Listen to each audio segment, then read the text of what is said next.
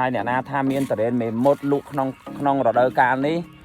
cứ khi nhâm xong bạch dạ chun tha ắt miên tế tờ mình một này nè chẳng nè na để tha tờ mình một chẳng nhâm mặt hiên dễ tế có mọi ba qua càng nghe hồ sĩ bạc kê từ bạc kê nè bá có rụp chùm điệp xuống có đôi chỉ xuống đây bong bồn thì nghe ngày ní làm bài mình chả đang tha nơi mình một miên plai thủ rèn bàn nhằm hay lưỡi nới ngàyนี้nhầm năng thơ đầm na tại chấm ca mùi cật lái nơi phun tập hàng xây khum ruống sọc mình một khét vùng mồm tả lỡ bong bồn dưỡng châu tam tán tặng ở này nè đây bong bồn này là nhầm là tam ca lại châu cho mặt cam lại bong bồn ở mình nhận mình một nhà ở phun tập hàng xây hay là nhầm chụp cả score bao nhầm tịch cái hông này nè cái hông bong bồn mà nè này khơi chẳng mơ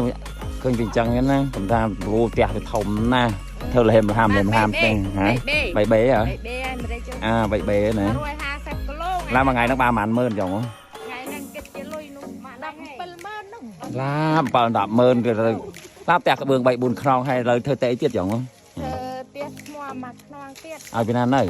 hai rồi bóng ổn thôi họp an với họp ở tây ở khâu tây miền na thơ là hàm chẳng tây lục ôi lục mơ riêng cái tê ro cái to ro lôi với sào vò liên mi với sào vò bao tăng tờ lão mơ một bây hao ấy á lùi trơn ngày đang luộc cái bương tiết nó luộc cái bương tiết là bò láp cái bương ấy nó luộc cái bương kìa nó bương có mùi nữa nghe kìa một tên nhỉ là mùi pi pươn là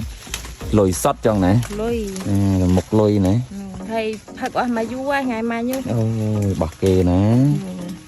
បាទបងប្អូនបន្ទាប់ពីខ្ញុំបានដើរចូលដល់ឆ្ការមកជួបបងប្អូនកសិករនៅភូមិត្បាំងសីមាឥឡូវខ្ញុំដើរមកថតនេះបងប្អូនគឺដើមទុរេននៅកំពង់តែក្តាប់ហ្នឹងណាបងប្អូនឥឡូវมันមានអីទេគឺសូមបង្ហាញបងប្អូនមើលតាមនឹងចាស់ចេញពីឆ្ការអាមេរិកមកឆ្ការទុរេនបងប្អូននេះឥឡូវខ្ញុំនិយាយរឿងទុរេនណាទុរេននៅស្រុកមេមត់នេះបងប្អូនទៅក្តាប់ពេលតិចខ្ញុំនឹងថតឲ្យមើលហើយអ្នកណាថាមានទុរេនមេមត់លក់ក្នុងរដូវកាលនេះគឺខ្ញុំសុំបញ្ជាក់ជូនថាអត់មានទេត្រេនមេមត់នេះណាអញ្ចឹងអ្នកណាដែលថាត្រេនមេមត់អញ្ចឹងខ្ញុំអត់ហ៊ាននិយាយទេកុំឲ្យប៉ះពាល់ការងាររកស៊ីរបស់គេរឿងរបស់គេណាឥឡូវយើងទៅមើលទាំងអស់គ្នាថាតើត្រេនមេមត់បែបម៉េច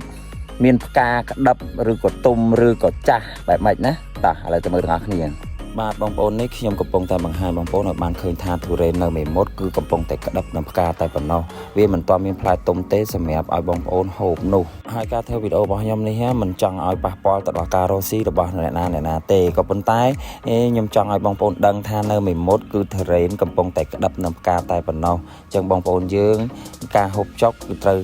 គិតពីបញ្ហាសុខភាពឲ្យបានច្រើនជានិច្ចហើយបើតាមខ្ញុំដឹងទុរេននេះគឺខែ5ទៅខែ6ទៅពោពេញទុំតែម្ដងបងប្អូនគឺទុរេនខ្មែរដាំនៅលើទឹកដីមេមត់តែម្ដងហើយខ្ញុំក៏នៅតែបញ្ជាក់ទៀតថាទុរេនមេមត់គឺមិនទាន់មានផ្លែទុំសម្រាប់ឲ្យបងប្អូនហូបទេ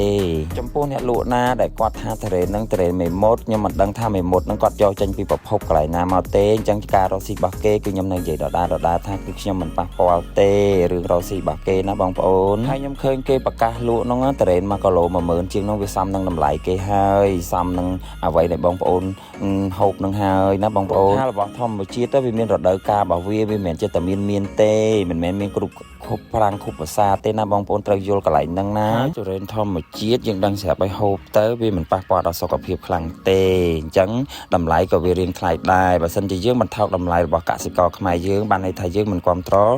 នៅផលិតផលរបស់ខ្មែរយើងអញ្ចឹងហើយវីដេអូនេះសូមដាស់តឿនដល់អ្នកដែលហូបទុរេន1គីឡូ 10000 ជាងហ្នឹងណាគួរដឹងហើយថាទុរេនហ្នឹងវាមកពីប្រភពណាមិនមែនប្រភពនៅទឹកដីមេមត់ទេសូមបញ្ជាក់ម្ដងហើយម្ដងទៀតថាមិនមែនអ្នកស្រុកមេមត់លក់ទេណាយកមកពីណាខ្ញុំមិនដឹងទេដឹងថាទុរេននៅមេមត់គឺទុរេនធម្មជាតិទុរេនដីក្រហមដូចដែលខ្ញុំបានធ្វើវីដេអូជូនបងប្អូនមើលអញ្ចឹងឯង